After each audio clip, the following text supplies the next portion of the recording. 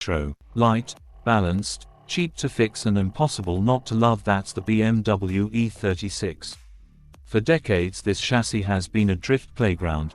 Rear-wheel drive, strong subframe, tons of aftermarket support, and engines that respond beautifully to power. Today I'm walking you through the ultimate E36 drift build, from the first sensible mods for a weekend warrior to the full competition package. Stick around, by the end you'll know what parts to buy, what to avoid, and how to make an E36 that slides like a dream. Brief history and why E36 works.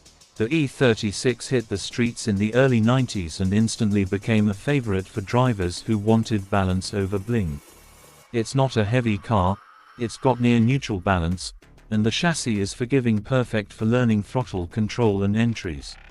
Crucially, it's easy to work on, parts are cheap, swaps are common, and there's a massive aftermarket. That combination makes the E36 a perfect platform for both beginners and pros. Planning your build. Before you buy parts, decide your goal. Is this a budget practice car, a weekend drift toy, or a competition machine? I'll give a step-by-step plan that scales from affordable to full-blown so you can pick what fits your wallet and your ambitions. Suspension and chassis cornerstone. Start with suspension. Quality coilovers are non-negotiable, they change everything. BC, KW, Tane, or Fortune Auto are popular choices depending on budget. Set them stiff enough to reduce body roll but keep a bit of compliance for traction. Reinforce the subframe and bushings. E36 subframes can creak and move. Poly bushings and a subframe reinforcement kit give consistent responses. Add adjustable rear control arms to dial camber and tow during drift transitions. Sway bars and strut braces help turn in and chassis stiffness. Don't forget to check the front lower control arm mounts. Replace worn bushings before you chase angle. Steering angle and steering mods. Angle is everything. Stock E36 steering gives decent angle, but angle kits modify knuckles, collapsed hubs, or full fabricated knuckles unlock serious lock, 45 to 55 degrees or more. A quick ratio steering rack makes transitions snappier. Combine angle kits with tie rod relocation and upgraded bump steer kits so your steering geometry stays usable through full lock. Drivetrain and differential. You need consistent power to the rear wheels. Budget option. Weld the diff, cheap and predictable for practicing. Better, install a quality LSD 1.5-way for entry control, 2-way if you want to control power on and power off behavior aggressively.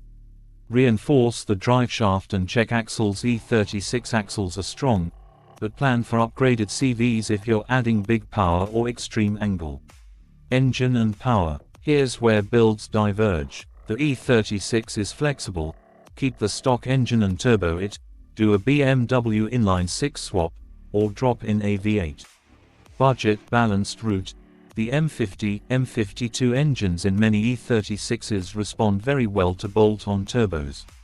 A single turbo kit pushing 250 to 350 HP is sweet for drifting, lightweight, responsive, and reliable when tuned properly. Popular swaps: S50, S52 or S54, M3 engines, for high reverend feel and factory internals, great for N, A or boosted builds. Non-BMW swaps are common too, the Nissan SR20 for high reverend small blocks, or for absolute insanity, an LS swap gives massive low-end torque and simplicity. If you choose an LS, make sure the transmission and mounts are sorted, and put in a driveshaft loop and proper safety gear. Aim for 300 to 450 HP depending on skill level. Under 300 horsepower is perfect for learning. 350 to 450 HP puts you in serious competitive territory. Brakes, clutch and cooling. Brakes matter for control. Upgrade pads, lines, and consider a two-piece rotor big brake kit if you track or compete. A performance clutch and lightweight flywheel help with clutch kicks and throttle response.